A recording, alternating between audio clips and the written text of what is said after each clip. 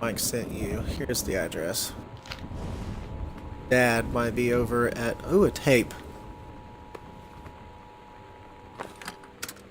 Wait, don't turn it. This is a severe weather warning.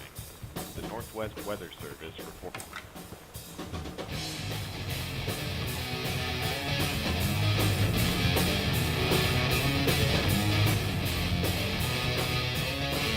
We're gonna keep that running.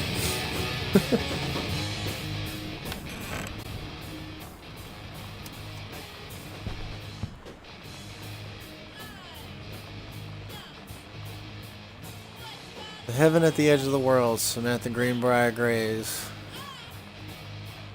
The Turtle People, Part 1. Captain Allegra looked off at the ocean. It went on forever. Or so it seemed. Someday she would find the edge and get to the paradise there. Then she heard a cannon fire. Boom! It was the Black Pirate ship, she yelled. I thought we lost him at the Horse Island. The first mate said, looks like you thought too soon. The black ship came up along the side. Captain Black himself came up. Something can't see. The ship. He yelled to Captain Allegra, "Yard never gonna find the edge. There ain't no paradise and your father were a liar." Captain Allegra yelled back, "Then why do you keep following us, you embezzle?" The first mate yelled it out, "We'll stop you, Captain Black. We'll find the edge of the world and you'll see her father was no liar." The battle kept going until Captain Allegra's ship got away. "Now west," she said, and the ship sailed to the sunset. Oh.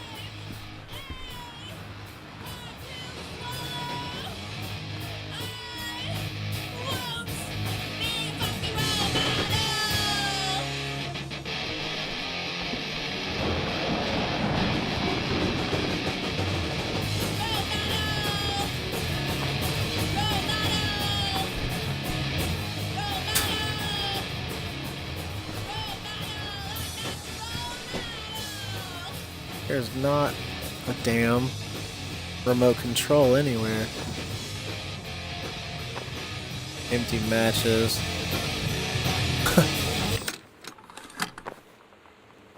I thought I saw somebody in the hall. I really hope there's ghosts in this. Coupons.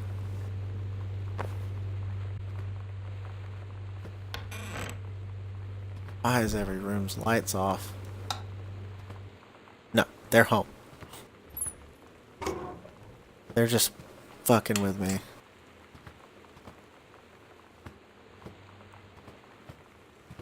No books.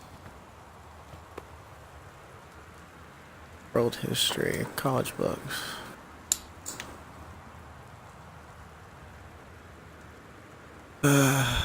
Reproductive system worksheet. Notes. The early morning of September 1st, 1939, Essa Glatz stares out the window of the train as it travels from Vienna back to her home village of Willen in Portland. As the train rumbles along and the sun rises over the countryside, she can only think of her dear Borislav, the boy she is engaged to wed. Meanwhile, deep within her guts, an ovum starts to develop. As this train approaches its destination, her heart races. The lining of the uterus is getting thick and soft. As Essa steps off the train, her eyes dart quickly across the gathering crowd. Then there, her dear Boris, still in his baker's smock. He must have dropped his early morning duties at his father's shop to come meet her. Her heart skipped a beat, and the ovary releases the ovum. It travels through the fallopian tube. Over the wheezing of the steam engines, a deep hum grows. It's coming from the sky. Dark shadows pass over the station, a whistling sound. Essa, her thoughts only a second faster than the bombs, reaches out towards her dear Boris across the crowd. Their eyes lock in the moment freezes. The flash and smoke envelop him almost completely. In the assault by German forces, almost 75% of the people in her hometown are killed, the rest including Essa, and for a time, Borislav huddle in a half-destroyed church. He is blind. His legs are missing, bandaged with torn bed sheets. S's egg will not be meeting a sperm. It dissolves. About 2 weeks later, Boris loses his grip on life. Essa has given up her rations to keep Boris alive, but in the end, nothing can save him. Since the lining of the uterus is not needed for pregnancy, it comes out through the vagina. Essa vows to survive. She sets off to join the Polish resistance as a daring spy and saboteur. Another ovum starts to develop in one of the ovaries, and the process begins again. It is incredible how the female body knows how to prepare for pregnancy. And then the teacher wrote, "See me." That was a lot, man.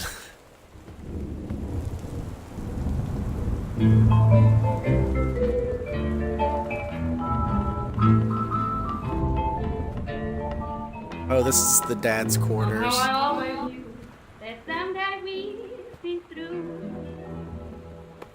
Now that it's happened, Vodka. That's another bottle of whiskey. I write to inform you that unfortunately Mercury Books will be unable to publish your follow-up to the Accidental Imperia. Despite the low sales of the Accidental Survivor, we went ahead with publication of the second book in hopes of the John Russell series catching on. However, sales of the second book have in fact been lower than those of the first, and so our stewardship of the series must be end here. It has been a pleasure working as your publisher, and we wish you and John Russell the best in your future endeavors. Wow, that sucks. That's enough. That's funny. Oh, I love that. Another door. Yeah. It said it was a mansion in that first letter. Good God, he made a lot of copies. It got sent back to him. That sucks. Letter in the pocket. Samantha, please give this to your mother. Thank you for having Danny over for your new home, to your new home. He has missed having his friend Samantha in the neighborhood very much. Danny asked if he could lend Samantha his Nintendo Street Fighting tape, and I gave him permission. He needs to spend less time with those games anyway. No hurry returning it. Let Samantha know that she is welcome back to our house to visit anytime. When you live in one place your whole life, your next door neighbor is kind of like your default friend. And Daniel only got weirder over the years. So moving away has been a good excuse to, not see him anymore. But he did always have the good Nintendo games. Maybe I'll give him a call.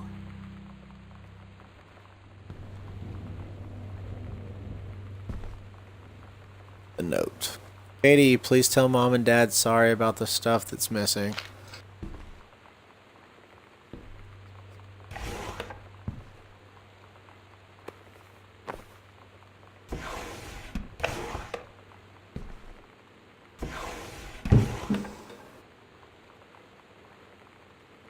Hi, Lonnie. So if you wanted to come over to my house still, this is an afternoon that would be cool. I can drive. It's kind of far, but I can drive you home too. So hopefully that's fun. Write back and leave this in my locker if you still want to, and we can meet in the parking lot after the 6th. Samantha, yeah, I'm totally in. See you there. Then I'm going to kick your butt. Get ready. So you know what they say about the best laid plans of mice and men? Yeah, turns out it applies to Street Fighter too. At least I worked up the courage to walk into the 7-Eleven and ask for a turn, but all that practice at home did not exactly translate in the wild. So after I was finished getting my butt kicked, I followed them outside while they smoked. And that was when she asked me if I was that psycho house girl. But then she said she's always really wanted to see the psycho house. Her name is Lonnie. She's coming over tomorrow. Thanks, babe. Katie, please, whatever you found, don't tell Mom and Dad. The attic. 'cause we need to find the attic. This damn door's locked.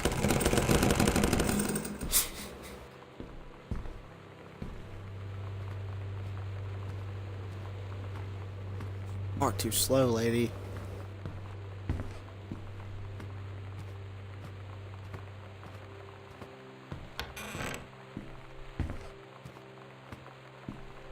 Or if my stuff is still outside. Thanks for grabbing my stuff, guys.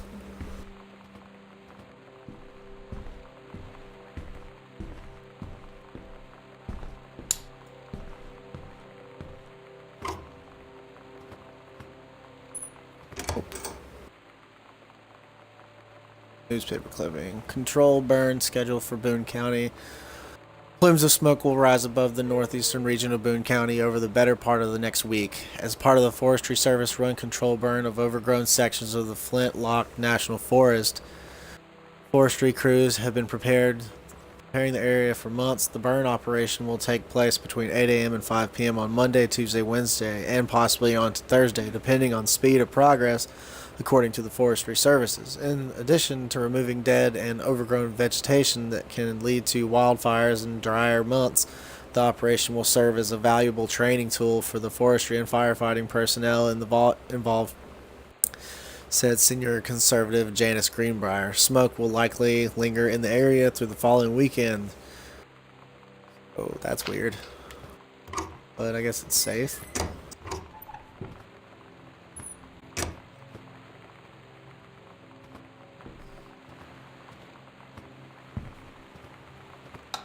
Hell no. Brush. Weekly planner.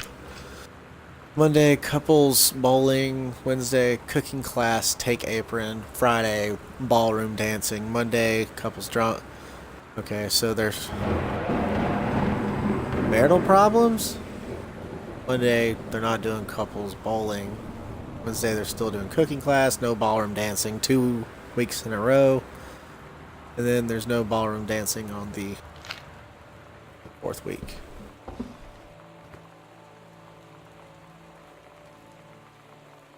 Notice of temporary personnel transfer. Bruce Pendleton, head of personnel, State Forestry Service. To aid in the upcoming prescribed burn operation, a ranger with experience in the procedure is being transferred to the station at Flint Lock National Forest, effective September the 2nd of 1994. Please see attached personnel life or file. The overseeing officer at Flint Rock Forestry Station, Senior Conservative Janice Greenbrier, is charged with the supervision of the transfer personnel. The duration of transfer will be based upon performance evaluation as well as the recommendation of overseeing officers. Damn, her mom was big shit.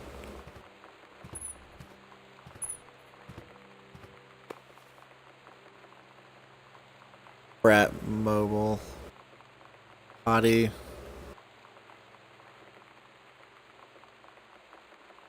What? I don't understand. Oh, it's a. Oh, it was that the tape downstairs. It's the playlist. It's a. What's that? Mixtape. This was from that boy. This is from Lonnie. Oh, never mind.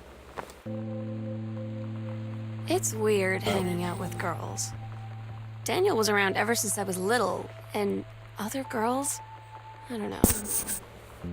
But being around Lonnie is like instantly just right. I gave her the grand Psycho House tour and took my revenge on Super Nintendo. And it was like, I don't know, I finally found someone I feel normal around. I drove her home and she gave me this tape and said, "You have got to listen to this." I haven't stopped playing it since.